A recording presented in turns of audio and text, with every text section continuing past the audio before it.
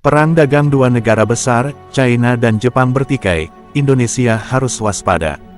Oleh Christovita Wiloto, Chairman Strategik Indonesia. Doa Bapa kami yang ada di surga, dikuduskanlah namamu, datanglah kerajaanmu, jadilah kehendakmu di bumi seperti di surga. Berilah kami pada hari ini makanan kami yang secukupnya dan ampunilah kami akan kesalahan kami, seperti kami juga mengampuni orang yang bersalah kepada kami, dan janganlah membawa kami ke dalam pencobaan, tetapi lepaskanlah kami daripada yang jahat. Karena Engkaulah yang mempunyai kerajaan dan kuasa dan kemuliaan sampai selama-lamanya. Amin. Saya kini akan mengabarkan dan menganalisa, bagaimana Tuhan Yesus Kristus membersihkan Indonesia, membuka anak-anak muda Indonesia menjadi berkat bagi rakyat Indonesia. Walaupun dengan atau tanpa Anda, bersyukurlah jika Tuhan Yesus Kristus melibatkan Anda dalam pekerjaannya. Lakukanlah dengan sepenuh hatimu, karena itu adalah kehormatan. Apa yang sedang terjadi? Pada hari Rabu tanggal 7 Januari tahun 2026, Jepang memberikan teguran keras kepada China.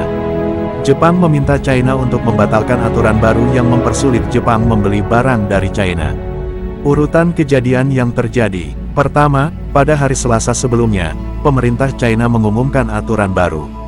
Aturan ini membuat Jepang lebih sulit membeli barang-barang penting dari China. Barang-barang ini termasuk teknologi kesehatan, teknologi pesawat terbang, dan teknologi komunikasi. Kedua, sejak bulan November tahun lalu, hubungan kedua negara sudah mulai memanas. Perdana Menteri Jepang yang bernama Sanae Takaichi mengatakan bahwa Jepang mungkin akan mengirim tentara jika ada yang menyerang Taiwan. China sangat marah mendengar ini karena China menganggap Taiwan adalah bagian dari wilayahnya. Ketiga, pejabat tinggi dari Kementerian Luar Negeri Jepang yang bernama Masaki Kanai menyampaikan keberatan langsung kepada perwakilan kedutaan China yang bernama Xiong. Dia mengatakan bahwa tindakan China sangat tidak wajar dan tidak bisa diterima. Keempat, pada bulan Desember, China sudah menunjukkan kemarahannya dengan memberikan hukuman kepada mantan pejabat militer Jepang bernama Shigeru Iwasaki. Hukuman ini diberikan karena dia membantu pemerintah Taiwan. Mengapa ini terjadi? China kesal karena Jepang mendukung Taiwan. Jepang menganggap Taiwan adalah teman yang harus dilindungi. Tetapi China menganggap Taiwan adalah bagian dari negaranya yang harus kembali. China mencoba menekan Jepang dengan cara menahan barang-barang penting. China berharap Jepang akan berubah pikiran dan berhenti mendukung Taiwan. Para ahli mengatakan bahwa China mungkin hanya memberikan tekanan kecil dulu. Mereka mungkin hanya menolak beberapa permintaan jual beli saja. Tetapi ini adalah peringatan bahwa masalah lebih besar bisa terjadi jika Jepang tidak mengalah. Apa untung dan ruginya bagi Indonesia? Kerugian untuk Indonesia, jika China dan Jepang terus bertengkar, harga barang bisa naik. Kedua negara ini adalah negara yang sangat penting untuk perdagangan dunia. Indonesia membeli dan menjual banyak barang ke China dan Jepang. Jika mereka bertengkar, jalur jual beli bisa terganggu. Harga barang teknologi, barang elektronik, dan bahan baku industri bisa menjadi lebih mahal di Indonesia. Keuntungan untuk Indonesia, Indonesia bisa menjadi jembatan perdamaian. Indonesia bisa membantu kedua negara berdamai. Indonesia juga bisa menjadi tempat alternatif untuk pabrik-pabrik yang tidak mau terganggu oleh pertengkaran ini. Perusahaan dari Jepang atau China mungkin akan memindahkan pabriknya ke Indonesia agar lebih aman. Apa yang harus Indonesia lakukan? Jangka pendek, sekarang sampai 6 bulan ke depan, Indonesia harus memantau situasi dengan sangat hati-hati. Pemerintah harus mengecek stok barang-barang penting yang biasa kita beli dari China dan Jepang. Jika ada yang mulai berkurang, segera cari pengganti dari negara lain. Indonesia juga harus menjaga hubungan baik dengan kedua negara. Jangan memihak salah satu agar tidak ikut terseret masalah. Jangka sedang, 6 bulan sampai 2 tahun. Indonesia harus mulai mencari sumber barang dari negara lain seperti Korea Selatan, India, atau negara-negara di Asia Tenggara. Indonesia juga harus mengajak perusahaan asing untuk membangun pabrik di Indonesia. Dengan begitu, kita tidak terlalu bergantung pada China atau Jepang saja.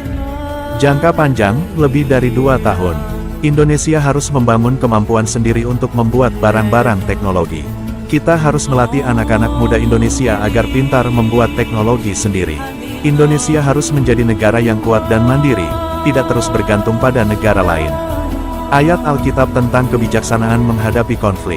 Pertama, Amsal 16 ayat 7, apabila Tuhan berkenan kepada jalan seseorang, bahkan musuhnya pun didamaikannya dengan orang itu. Artinya, jika kita hidup dengan benar di hadapan Tuhan, bahkan orang yang tidak suka kepada kita bisa menjadi damai dengan kita. Kedua, Matius 5 ayat 9, berbahagialah orang yang membawa damai, karena mereka akan disebut anak-anak Allah.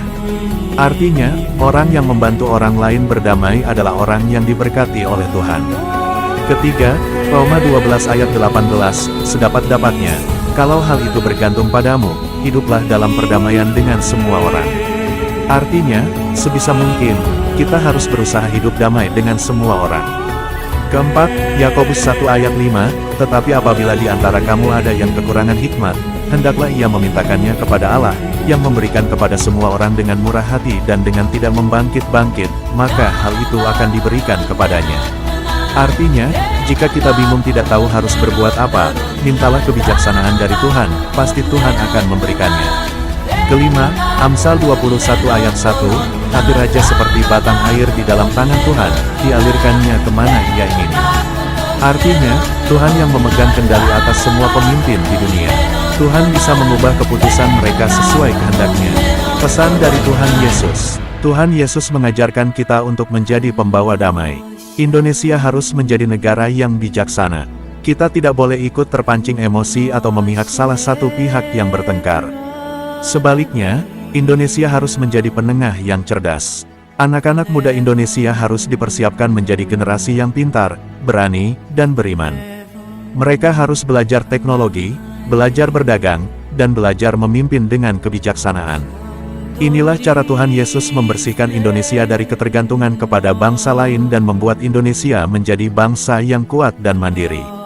Pertengkaran China dan Jepang ini adalah ujian bagi Indonesia.